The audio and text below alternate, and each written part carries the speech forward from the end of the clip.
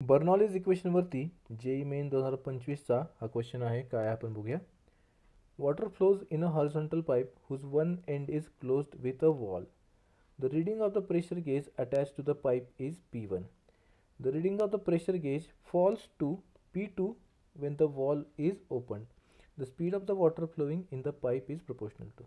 तर इनिशियली त्या पाईपमधून काही फ्लो होत नाही आहे, कारण आपल्याला काय सांगितले की वॉल इज क्लोज्ड आणि वॉल ओपन केल्यावरती त्याच्याकडे प्रेशर आहे P2.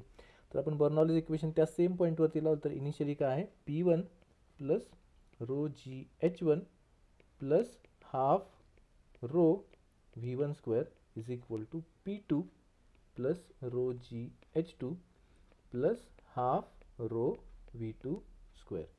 इथं H1 आणि H2 सेम आहे कारण सेमच पॉईंट आहे आणि त्याशिवाय V1 इनिशियली 0 होतं, त्यामुळे हाफ रो V1 स्क्वेअर ते पण आपल्याकडे 0 आहे. तर आपल्याला फायनली काय येतं P1 is equal to P2 plus half rho V2 square.